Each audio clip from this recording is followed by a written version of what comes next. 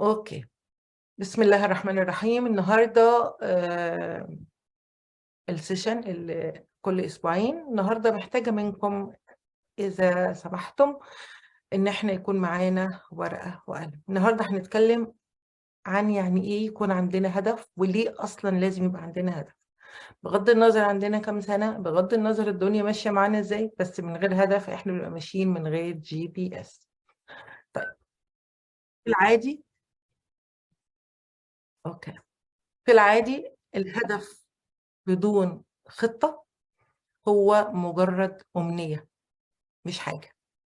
فإذا كنا مش عارفين إحنا هنروح فين، مش هتفرق كتير الخطة أو المكان اللي إحنا رايحين. يعني لازم نبقى عارفين كلنا بلا استثناء عندنا طموح لأهدافنا، عندنا تطلعاتنا الخاصة، عندنا أحلام يومية أو في الشهر أو في السنة اللي جاية.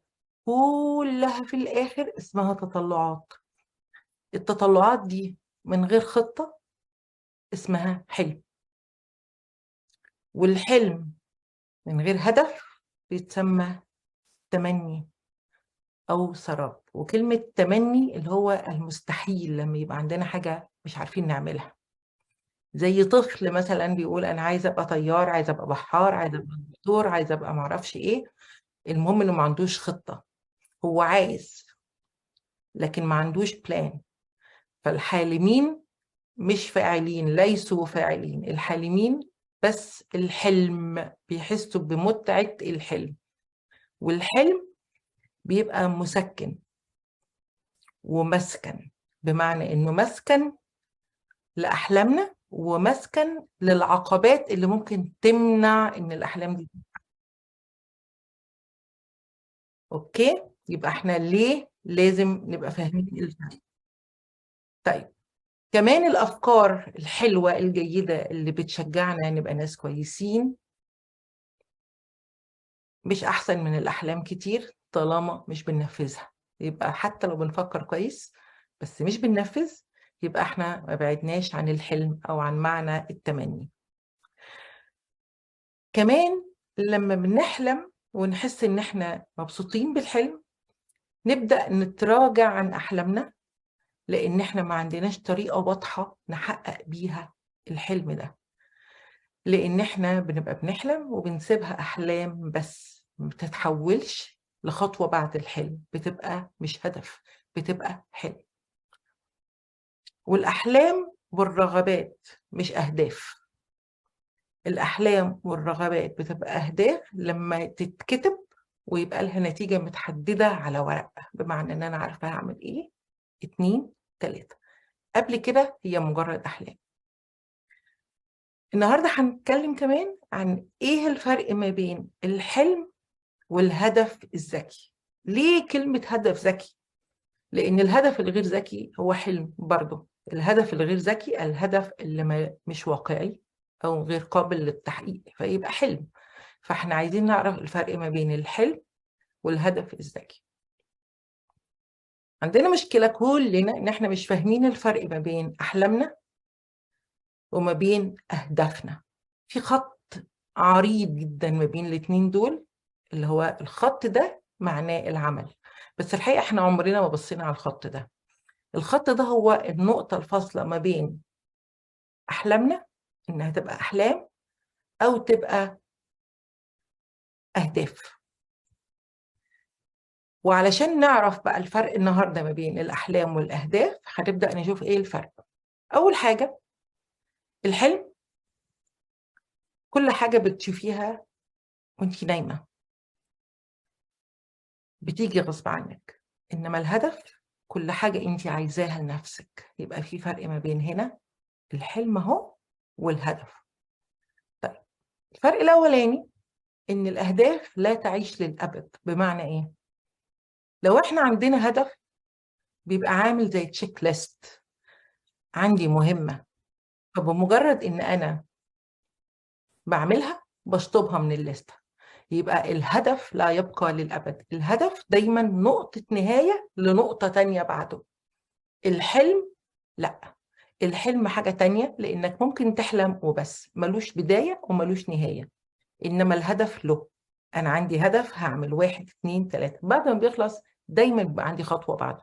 الأحلام ملهاش خطوات. الفرق التاني ما بين الهدف والحلم إن الأهداف واقعية. بمعنى إن أنا لو قلت أنا عايزة النهاردة أقبض $1,000,000 في الشهر، الشهر ده لازم يكون معايا $1,000,000. ده ما ينفعش أقول عليه هدف، لأنه أمنية وبعيدة عن الواقع الحقيقي. هجيبهم منين يبقى شهريا عندي $1,000,000؟ فلازم الهدف يبقى عقلاني، بحيث ان حتى اللي حواليا يقولوا انه ممكن يتحقق حتى لو صعب.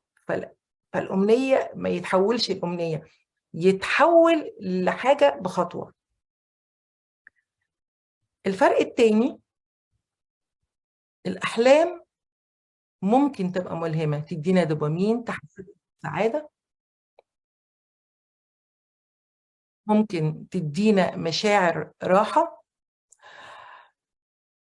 انما لفتره معينه والوقت محدد وتنتهي بانتهاء الحلم. الأهداف لأ، الأهداف عايزة شغل وعايزة مهارات وخبرة ومعرفة وحاجة بتتطور كل يوم بتطورك للهدف أو بتطوري للهدف. الحاجة الرابعة، الأحلام ممكن توسع خيالي، الأهداف بتزود قدراتي العقلية والبدنية عشان أوصل لها. الحلم ما بيحتاجش أكتر من سرير ومخدة كويسة مجاني. الهدف لا، له تمن وله تكلفة وله تعب جسدي ومادي وعقلي. طيب، الفرق الخامس ما بين الأحلام وأي حاجة غير الأحلام، الحلم عملية بيولوجية، كلنا بنحلم زينا زي مليارات العالم. إنما الناجحين اللي عندهم هدف دايما بيعملوا خطوات حتى لو كانت بسيطة، بس دايما في اتجاه العمل أو في اتجاه الهدف اللي أنا عايزة أوصله.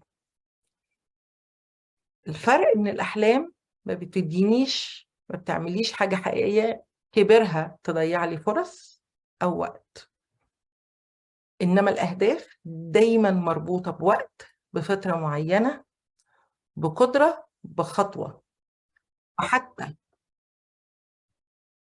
وحتى لو ما عرفناش نحقق هدف، ففي الغالب بنطلع من اللي عملناه بخبرة ما. مش مهم نوع الهدف كامل ولا لأ، بس لازم تكون في خبرة خدتيها حتى لو ما قدرتيش توصل. الفرق السابع، كلنا ما عندناش اختيارات كبيرة قوي واحنا بنحلم، آلية داخلية، إنما الأهداف بتبقى رغبة. بمعنى إن أنا عايزة أعمل كده. الأحلام مش محتاجة مني رغبات، الأحلام محتاجة مني أرتاح، إنما الأهداف محتاجة إن أنا أبقى عايزة وقصدة إني أعمل تغيير في حياتي مهم. الفرق الثامن إن التطلعات الغامضة اللي ما تتقاسش بحاجة، عايزة أكون غنية، عايزة أكون مشهورة، عايزة أكون مثلا ناجحة، دي كلها شيء مبهم غامض. الناجحة في إيه؟ مشهورة في إيه؟ أوصل لإيه؟ كل لما تبقى غامضة كده ومبهمة تبقى أحلام. إنما الأهداف دايما لازم تبقى إيه؟ قابلة للقياس. عايزة أعمل كذا الساعة كذا، المبلغ كذا، في حدود كذا. التخطيط دايما بيبقى الهدف، الأحلام مبهمة مفتوحة. طيب، الأحلام كمان مفيش دراية فيها بالأفق الزمني، مش مقيمة هبقى عايزة أبقى مشهورة إمتى أو عايزة أبقى غنية إمتى، أو غامضة، دايما غامضة. زي مثلا لو قلت أنا عايزة أخس كده في كام يوم دول بس وسكت. طب أنا عايزة أخس قد إيه؟ ما قلتش الأيام دي قد إيه. ده اسمه تمني أو اسمه حلم. الهدف إن أنا أقول أنا عايزة أخس 10 باوند في شهر، حددت الكمية، حددت التوقيت، نهاية الشهر هي نقطة نهاية الهدف. يبقى الهدف له بداية، له توقيت، وله نهاية، لأنه دايما ورا خطوة بعده. مفيش هدف بيخلص من غير ما يبقى وراه خطوة. طيب، على عكس الحلم، كل حاجة مطلوبة في الحلم بتاعنا إن احنا نبقى نايمين.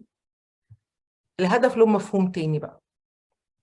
أول حاجة لازم أبقى هادية، عندي خطط عشان أعرف إزاي أوصل للهدف بتاعي. التركيز، أبص على المسارات اللي هي اتجاهاتي الأكثر فاعلية، الخيارات المتاحة، إيه الأحسن دلوقتي، وأشوف بتقدم في اليوم، في الأسبوع، إيه اللي عملته صح، إيه اللي عملته غلط. الحلم مفيش فيه ولا حاجة من ده. طيب، هوضح صورة أوضح شوية عن الفرق تاني ما بين الحلم والهدف، لأن دي كانت نقطة لخبطة كبيرة جدا. أنا عايزة أكسب فلوس كتير، ده حلم. الهدف إزاي أوصل؟ الهدف بيجي لما أقول أنا عايزة أكسب فلوس كتير، ده الحلم. إزاي أحوله لهدف؟ إني هشتغل بكرة شغلانة هتجيب لي فلوس، أو هطور من نفسي في الشغل الفلاني، أو هحوش، أو هبدأ أقتصد في مصاريفي، أو هغير طريقة صرفي. هو ده الهدف. دي الخطة اللي أنا عملتها بقى هدف. إنما في الأول كان حلم. مثلا عايزة يبقى عندي جسم رشيق، ده حلم. إزاي أحوله لهدف؟ إن أنا هروح الجيم، هغير نظام أكلي، هعرف أنا عايزة إيه. الحاجة المتحددة كل ما يكون تفاصيلها كتير، كل ما تبقى قابلة للتحقيق وللواقعية. ده مش معناه إن إحنا ما نفشلش، وده مش معناه إن إحنا ما نعرفش في كل مرة. إنما قدرتك على أخذ القرار في حد ذاته هي اللي هتعلمك إزاي تحولي أحلامك لأهداف، لنتائج، لحاجة حقيقية حصلت. طيب، ليه الهدف مهم؟ يعني إيه الفرق؟ يعني بحلم كويس، ليه بقى الهدف، كلمة هدف في حد ذاتها مهم؟ أولاً لأنك بتحسي إنك متحكمة في حياتك، وعندك شغف يساعدك من الأساس في الاستمرار في الحياة. عامل خريطة أو GPS، بدل ما نقعد نتفرج على الناس اللي حوالينا بتنجح، أو نحس بالحسرة أو بالعجز أمام نجاح الآخرين، أو عدم قدرتنا أصلاً على إن إحنا نتخيل إن إحنا ممكن نبقى ناجحين.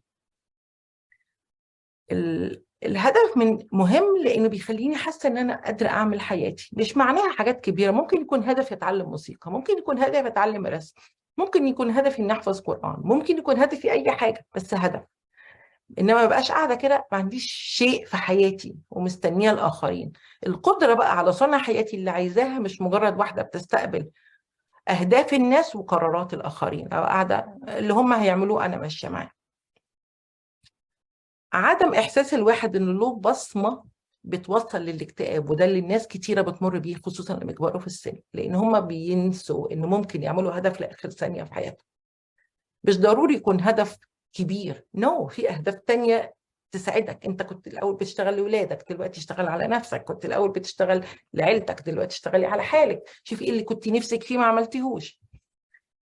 المهم يكون لك بصمة، يكون لي وجود، يكون لي حاجة أنا بعملها موجودة بتديني تنفس. فالهدف مش حاجة، مش رفاهية. الحاجات الاختيارات دي مش رفاهية. طيب، دلوقتي أنا فهمت الفرق ما بين الهدف والحلم، وبعدين فهمت ليه لازم يبقى عندي هدف. إزاي الأول بقى يبقى عندي هدف؟ الخطوة الثالثة، إزاي يبقى عندي هدف؟ أنا ممكن أكون مش عارف أصلا يعني إيه هدف. ميزة إحساس الهدف ده إنه حاجة مش محتاجين أبدا نخترعها، بمعنى إنه عادي مش هنخترع. ممكن يكون في الغالب أهدافنا بتبقى حاجات ناس كتيرة قبلنا عرفوها. بس قبل ما أبدأ الهدف لازم أعرف تاني، هرجع تاني نقطة مهمة قوي، إن الأحلام هي اللي بتجيلنا، الأهداف نقط إحنا اللي بنروح لها. الفرق شيء كبير قوي قوي هنا. أنا بحلم، الحلم لحد عندي بيجي، أنا عندي هدف، أنا اللي بروح للهدف وبقف عنده. طيب، الأحلام بتديني فكرة إن ممكن أوصل لإيه. الأهداف بتديني GPS أوصل لها إزاي، لأنها بتحتاج لفكري الواعي، بتحتاج يكون عندي رؤية متحددة وواضحة للي هعمله عشان أوصل للحلم، عشان أحوله لهدف. طيب،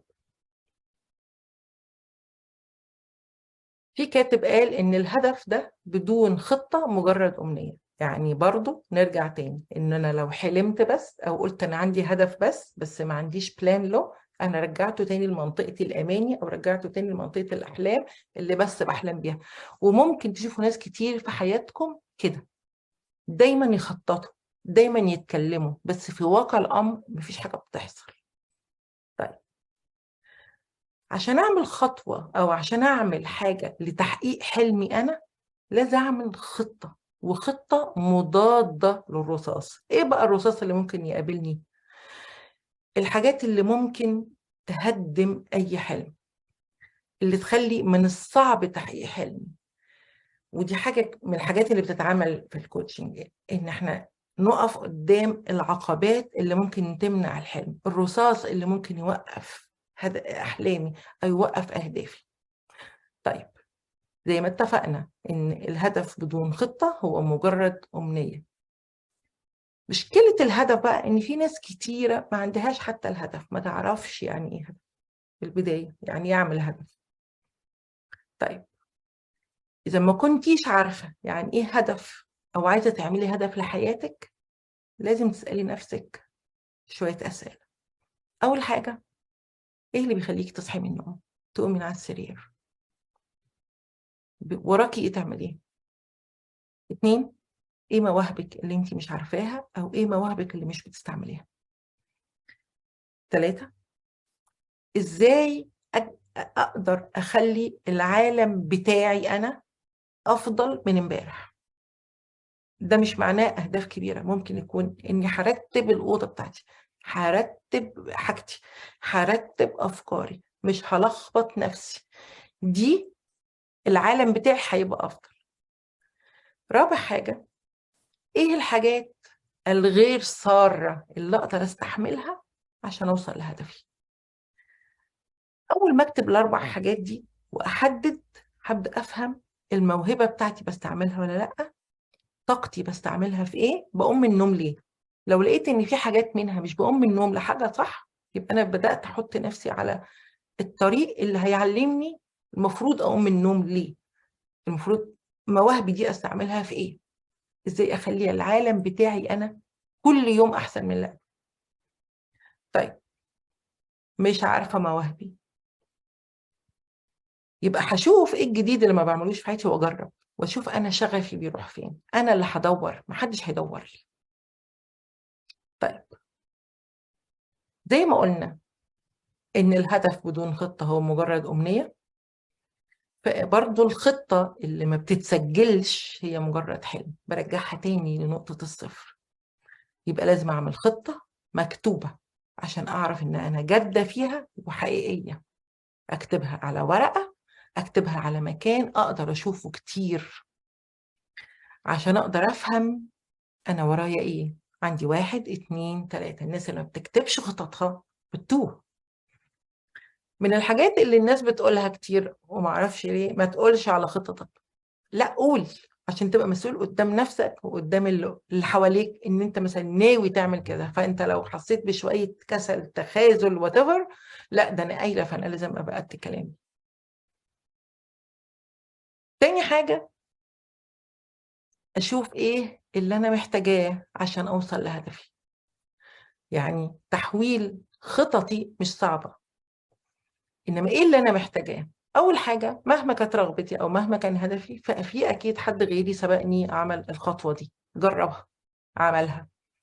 فيبقى أنا مش مضطرة بداية إن أنا أعمل اختراع، أنا محتاجة أقلد حد نجح، يبقى أقلد الصيغة بتاعته، أعمل زيه، هحصل على نفس النتائج بالطبيعي. يبقى أنا مش عايزة أبذل مجهودي في إني أبدأ حاجة من الصفر، هبدأ حاجة من بعد ما الناس انتهت.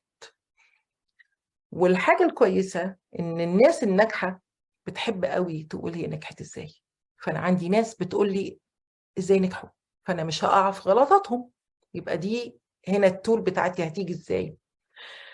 آخد بقى كتب، دورة تدريبية، أدور على ويب سايت، على يوتيوب، مهما كانت الوسيلة مش هتفرق كتير، بس لازم يكون عندي حد يدلني خطوة بخطوة عشان أوصل للنجاح. مش ضروري أخمن، ما تتعلموش تبدأوا لوحدكم، مش حاجة حلوة قوي إن احنا نبدأ لوحدنا.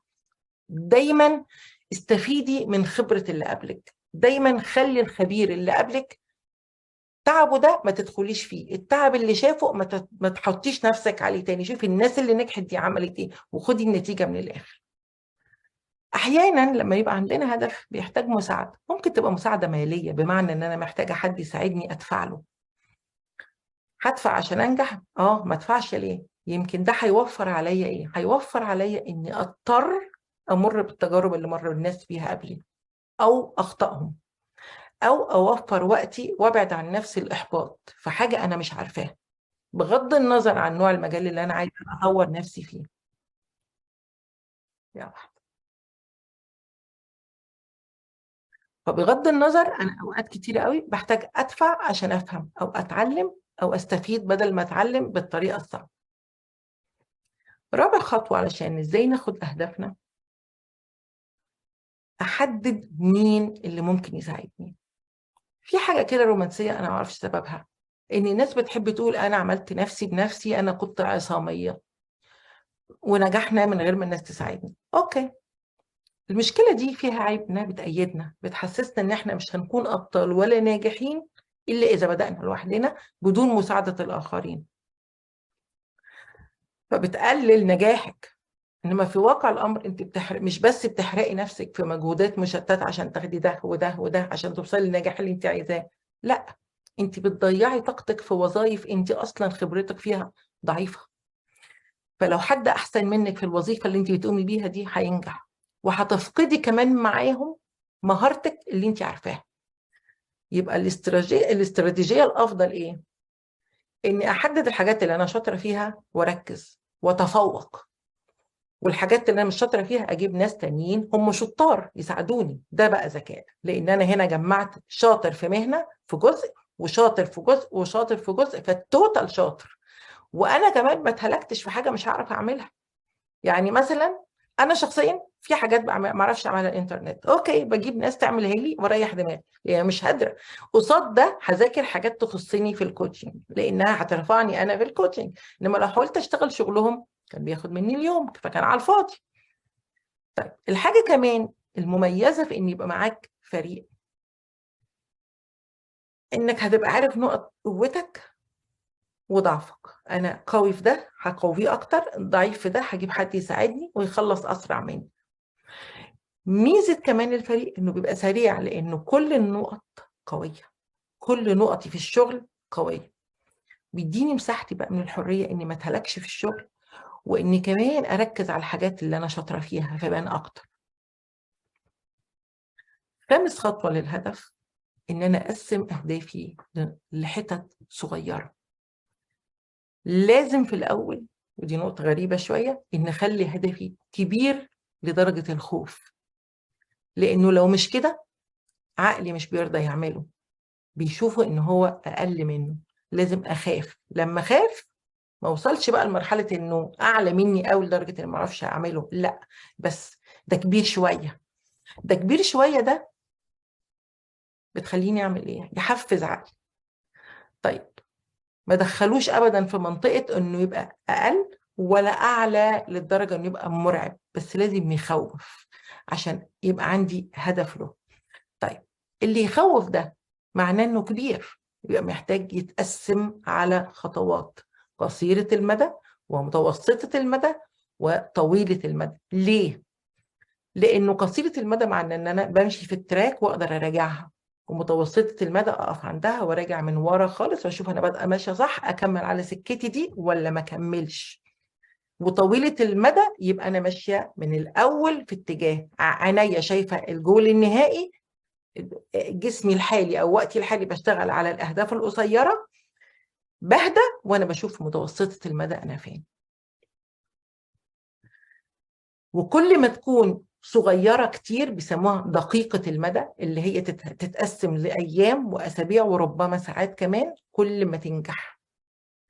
كل الاحلام الكبيره كانت قصيره المدى، فكل الحاجات الرائعه ما بتجيش الا من الاحلام قصيره المدى، هي مفاتيح النجاح. سادس حاجة إن نخلي الهدف بتاعنا سمارت. إزاي بقى نخليه سمارت؟ في حاجة اسمها الهدف الذكي، ودي حاجة أنا قلتها في الأول. أولا يكون هدف محدد، قابل للتجزئة، قابل للقياس، له وقت. أي هدف مش كده مش هتعرف تعمليه. محدد، قابل للتجزئة، حقيقي، قابل للقياس، له وقت. في 5 سمات مهمة جدا لأي هدف في حياتنا. ثالث، محدد، قابل للتجزئة، حقيقي، قابل للقياس، له وقت. لما الهدف بيكون تحت ال5 بنود دول، بقدر أراجع كل بند لوحده وأشوف أنا ماشية صح في اتجاه هدفي ولا لا. طيب، في نقطة بقى مهمة جدا، رقم 7، أحدد إيه اللي لازم ما أعملوش. الأول إحنا قلنا اللي هنعمله، طب إيه اللي مش هنعمله؟ لازم تكون يعني هدف حياتي حاجة أقدر أستغنى بيها عن حاجات تانية عشان يشتغل. إيه اللي أقدر أستغنى عنه عشان أوصل لهدفي؟ مش لازم أرهق نفسي ب60 هدف، لازم أحدد الهدف. طيب، يبقى أنا عشان أحط هدف صح، يبقى لازم في الأول أعرف ممكن أضحي بإيه، لأنه مش هيساعدني في الهدف، باستثناء وقت الشحن. بمعنى أني ما تفرمش تحت الهدف، لازم أرجع أهدي أشحن نفسي، أهدي أشحن نفسي، ده مهم. إنما لو أنا بهلك نفسي في كذا هدف في اتجاه واحد أو في كذا اتجاه، سوري، أنا في الآخر مش هوصل أبدا لهدفي بالطريقة الصح ولا في الوقت اللي أنا عايزاه. لأن معظم أو في الغالب معظم الأهداف بتكون مرهقة ومحتاجة طاقة، فما ينفعش أضيع طاقتي وأقسم طاقتي على أكتر من حاجة. في الحالة دي الأفضل إني أروح للأقرب لقلبي، بمعنى أحط هو المجهود الأولاني أو اللي أنا حاسة إنه مهم. لأن لو أنا حاسة إن الهدف ده مش مهم أوي بالنسبة لي، مش هكمل فيه. يبقى لازم الأقرب لقلبي اللي يخليني أقدر أتنازل عن حاجات كتيرة جدا جدا عشان أوصل. ده من حاجة زي ما كنا بنقول إن الهدف بدون خطة هو مجرد أمنية، بس لأ، كمان الخطط لازم تتغير وتكون مرنة. مرنة بمعنى إنه ممكن أعدلها مع مرور الوقت. الأهداف بتبقى مرنة، الأحلام مش ممكن تكون مرنة. الهدف بيتغير حسب الظروف. ممكن المجتمع اللي أنا عاملة فيه الشغل ده ما ينفعش، يبقى أنا هغير طريقة شغلي. يمكن مشاعري تجاه الهدف ده تتغير واحتاج أعمل هدف تاني أغيره. يمكن طريقتي في الشغل محتاجة تتغير أو خطتي، يبقى هغيرها. هنا المرونة. لازم أتكيف مع المعطيات الجديدة التي تواجهني في العالم، وإلا زي ما بيسموها كده هتضربي النار على هدفك أو هتضربي النار على رجلك، فمش هتتقدم. يبقى في الحالتين دول لازم في الأول أكون مرنة، وهدفي أنا مش هيتغير، نجاحي مش هيتغير، لكن طريقتي هي اللي هتتعدل، خططي تتعدل. أنا عاملة خطة بس مش معناها إنها قانون، لا، دي خطة للنجاح، لو ما نفعتش لازم أغيرها، مش أغير الهدف. الحاجة التاسعة إني أكون متحمسة لهدفي، بمعنى إني الشغف بتاع هدفي لو أنا عايزة أوصل له لازم يفضل موجود. لازم أكون عارفة إنه يستحق. كل حاجة تستحق في الغالب بتبقى صعبة، يبقى أنا مش هروح للحاجات السهلة. بس الصعب ده ينفع يعمل إيه؟ نقسمه لأجزاء علشان أبدأ أحس بشعور نجاح صغير يوصلني للنجاح الكبير، علشان ما ازهقش وما استسلمش. عقلي بيستمتع بالنجاحات الصغيرة المكررة، لو ما لقاهاش بيرفض يكمل. طيب، علشان أدرب عقلي كمان إنه يفضل معايا في الهدف، لازم كل شوية أفكره، هو أنا ليه عندي الهدف ده؟ الهدف ده هيعمل لي إيه في حياتي؟ ليه عندي هدف؟ لماذا أفعل هذا؟ كل مرة أفكره عشان ما يزهقش. من ميزة إن يكون عندك فريق إنه دايما الفريق بيبقى بيشغل بعض. أنا عايزة تحضر لي كذا علشان أنا هشتغل في كذا، فأنت عندك حد بيمشيكي من غير ما تاخدي بالك. طيب، إحنا هنا اتكلمنا عن الأهداف وإزاي ميزنا ما بين الهدف والحلم، وإزاي كمان أحس أوصل لخطة للهدف، الأول بقى إزاي أحقق هدف. أول حاجة عشان أعرف أحقق هدف، أعرف ليه أنا عايزة أفعل ده، عايزة أعمل ده، ليه هذا الفعل أريد أن أفعله، ليه الهدف ده بيفيدني في إيه. هو أنا فعلا عندي الهدف ده ولا في تأثير خارجي؟ الهدف ده أنا عايزه فعلا ولا في حد غيري عايزه؟ إيه اللي أنت عايزة تحققيه لما توصلي للهدف ده؟ دي أسئلة مهمة جدا لازم تسألي نفسك عليها علشان تعرفي إزاي تحققي.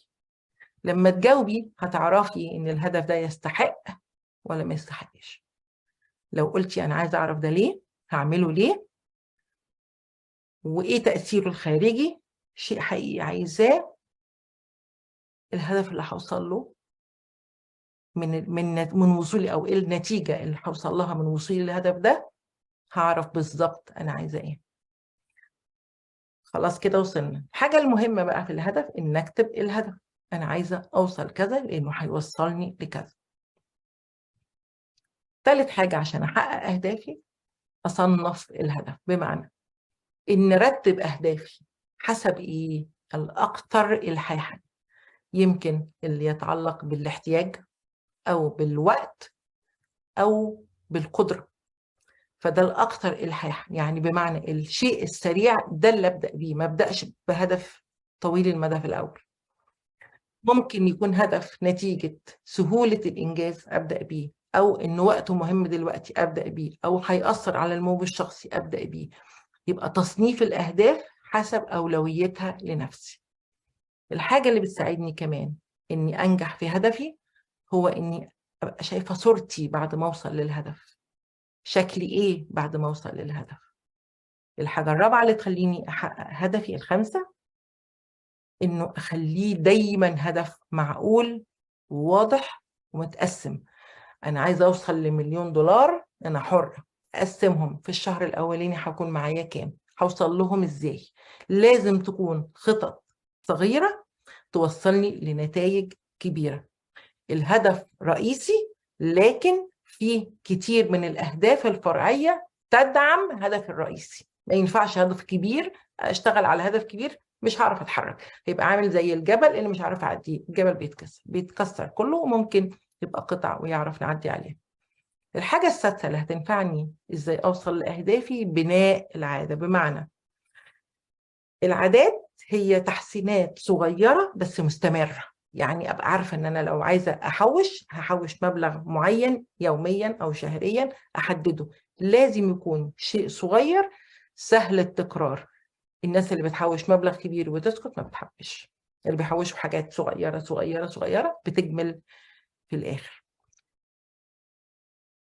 الحاجة السابعة الالتزام، بمعنى كل لما أحس إن أنا هتعب أو بستسلم أرجع تاني أفكر أنا ليه عاملة الهدف.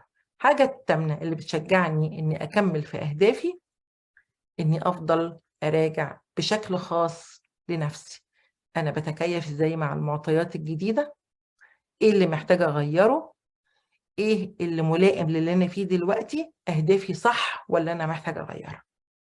الحاجة التاسعة النقد، بمعنى إن أنا أراجع نفسي، أتحمل لو حد قال لي ممكن ما يغيرش خطتي، بس أتحمل لو حد قال لي. الحاجة التانية إني ما أخليش حد غيري يعمل لي هدف. لو حد غيري مش هيبقى هدفي، هيبقى هدفهم. وده بيتسمى في الاقتصاد بأنه تأثير العرض، بمعنى إنه أنا أحس إن هدفي أكون زي حد. أول ما أكون هدفي أبقى زي حد، لازم تعرفوا إنه مش هدفي. بمعنى إني شفت حد شاري عربية فخمة، يبقى هدفي أجيب العربية دي مش عشان أنا عايزاها، عشان حد غيري اشترى العربية الفخمة. فأنا في السبكونشس بقلد العربية بس مش بقلد النجاح. في فرق كبير قوي إن أقلد الناجحين لكن ما بقاش بخطط الناجحين. بدل ما هقلد همشي على الخطة، يبقى ما ينفعش أخلي حد يمشيني على خططه. لو قلدت أبقى أنا ماشية مع خططه. زي الناس اللي بتقلد تجيب مثلا حاجات الأغنياء، مش على خطى الأغنياء بس بقلد شراء الأغنياء. أنا هنا مش غنية، أنا بقلد لكن ما بشوفش هم بيفكروا إزاي، وفي النهاية ببقى عايشة حلم حد تاني. دي إزاي نحدد الأحلام، وهنا قيمنا بقى الفرق. هل إحنا بنبقى حالمين ولا بنجهز أهداف ولا ناس منجزين؟ نسأل نفسنا الأسئلة الثلاثة دول. عندي خطة مترتبة ولا عندي أمل غامض؟ ده هستناه في التعليقات بتاعتنا عن السيشن دي، وكده السيشن بتاعتنا خلصت.